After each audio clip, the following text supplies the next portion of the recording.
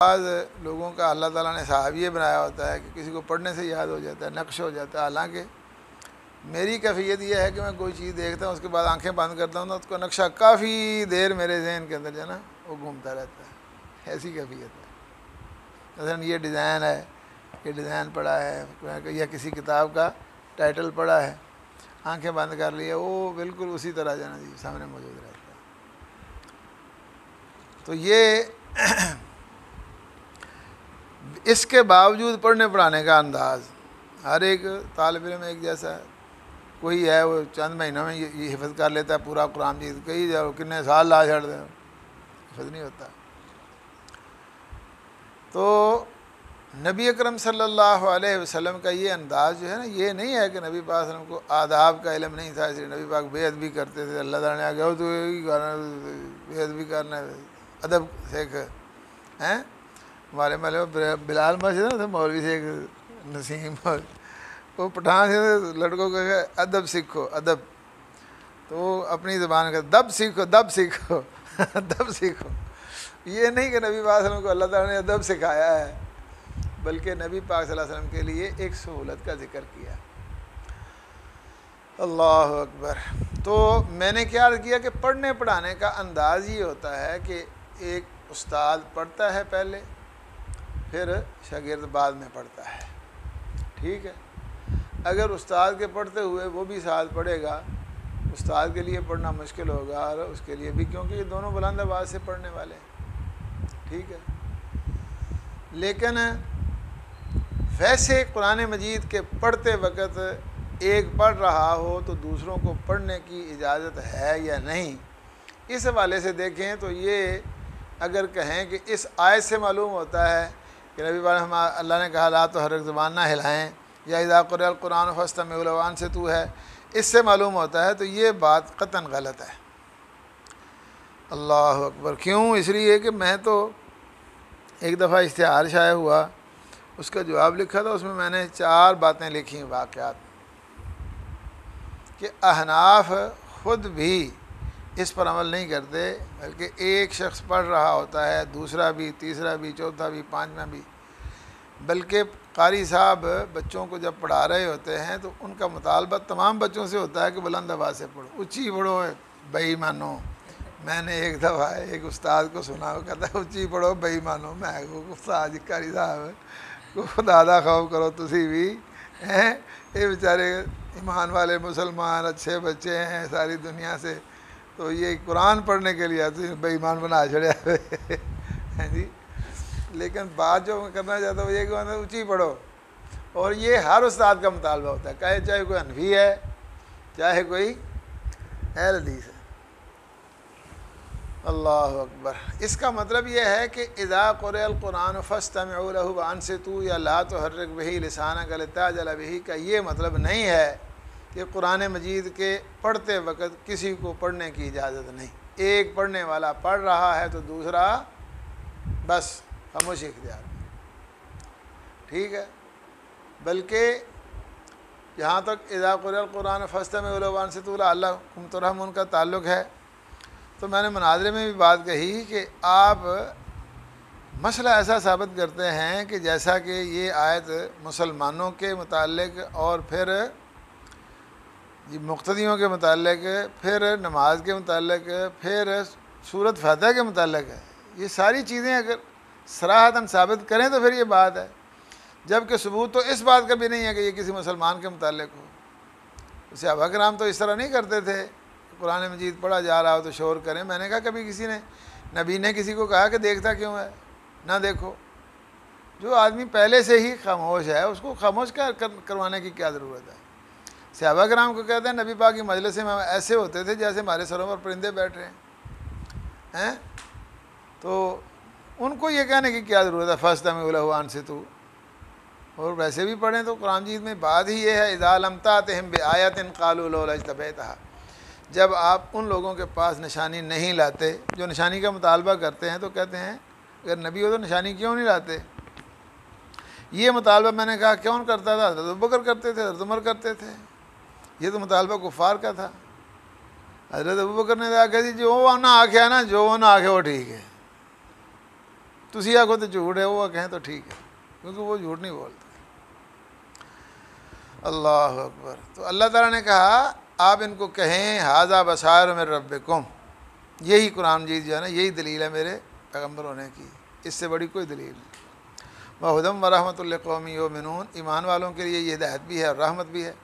لیکن جب پڑھا جاتا ہے تو آپ کہیں نہ سنو اور شور کرو، ہم کہتے ہیں سنو دھیان سے اور شور چھوڑ دو، ہو سکتا ہے یہ ایمان والوں کے لیے جو ہدایت اور رحمت ہے تمہارے لیے بھی رحمت بن جائے، یعنی آپ کو توفیق مل جائے قبول کرنے کی، مسلمان ہو جائیں گے، رحمت ہو جائے گی۔ لیکن یہ بات کفار کے ساتھ ہو رہی ہے، مسلمانوں کے ساتھ نہیں ہے۔ لیکن کئی کہتے ہیں جیسے میں نے پہلے کہا العبرۃ بعموم اللفظ لا بخصوص السبب، یہ منع تو کیا ہے نا، اس لیے بہت سے محدثین جو ہیں حتیٰ کہ حضرت امام احمد بن حنبل رحمہ اللہ ان کا بھی موقع یہ ہے کہ جو پڑھ رہا ہے نا جی پھر نہ پڑھیں، اس لیے عرب کے بعض مشائخ جو ہے نا وہ فتویٰ دیتے ہیں بلکہ حکم جاری کرتے ہیں کہ سختوں میں پڑھیں یا پھر امام سختہ کرے اینا لمحہ سورۃ فاتحہ پڑھ کے چپ کر جائے، خاموش ہو جائے کہ لوگ سورۃ فاتحہ پڑھ لیں، کیونکہ سورۃ فاتحہ کے بغیر نماز نہیں ہوتی۔ لیکن یہ ایسی ہی بات ہے، یہ تو اس کو اگر ثابت کیا جائے کہ اس میں عبرت عموم لفظ کو ہے تب ہے، جب ایک بات ہے ہی کافروں کے ساتھ اور نماز کے متعلق اس کا مسئلہ ہی نہیں ہے، نماز کے فرض ہونے سے پہلے کی ہے، یا پھر اس پر عمل کریں۔ میں نے کیا کہا، اس میں 4 باتیں لکھی تھی، آپ کو بتا دیتا ہوں۔ ایک یہی کہ حفظ کی کلاس میں اب بڑا فخر ہوتا ہے، میرے پاس 50 بچے پڑھتے ہیں، 40 پڑھتے ہیں، 30 پڑھتے ہیں، تو ساروں کو بے ایمان بنا کے پڑھو، قاری حنفی بھی کہتا ہے پڑھو، اگر یہ آیت روکتی ہے تو روک جانا چاہیے، لیکن نہیں روکتے۔ دوسرا مسئلہ ہے کہ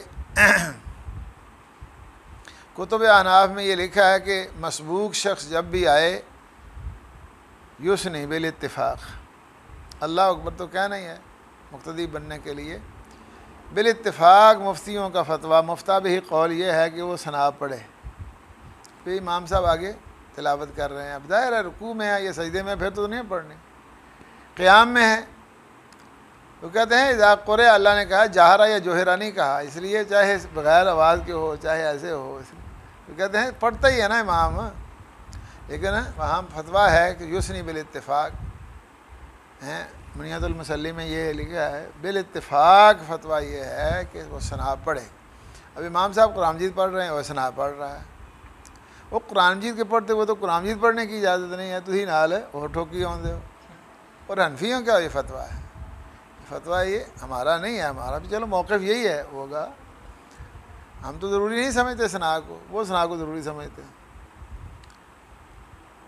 تیسری بات یہ کہ احناف رب اجعلنی مقیم الصلاۃ ومن ذریتی ربنا وتقبل دعا، امام صاحب بھی پڑھتے ہیں، مقتدی بھی پڑھتے ہیں، کیا خیال ہے؟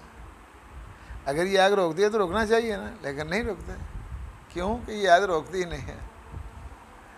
اسی طرح احناف کا یہ موقف ہے کہ امام صاحب فجر کی نماز پڑھا رہے ہوں، لیٹ آنے والے پہلے 2 رکعتیں پڑھیں پھر جماعت کے ساتھ شامل ہوں، وہ 2 رکعتیں پوریاں پڑھ جاتے ہیں امام صاحب کے پڑھتے ہوئے، وہ کہتے ہیں اللہ نے حکم دیا نہ پڑھو،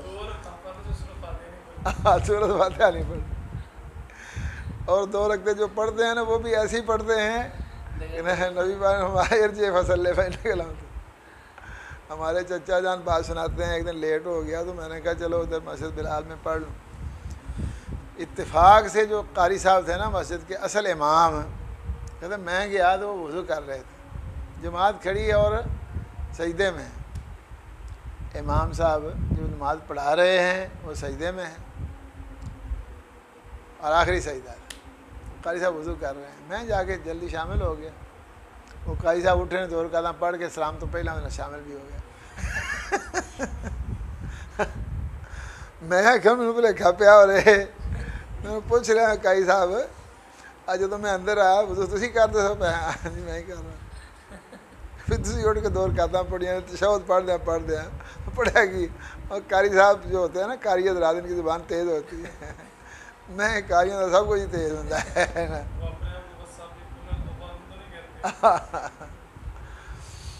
تو یہ 4 صورتیں ہمارے سامنے ایسی ہیں جن میں احناف بھی قرآن مجید کے پڑھتے ہوئے ساتھ ساتھ پڑھتے ہیں، اگر یہ بے ادبی ہے تو یہ بے ادبی آپ کی طرف سے اب بھی جاری ہے، کیوں نہیں چھوڑتے؟ اس کا مطلب یہ ہے کہ ایسا حکم نہیں ہے۔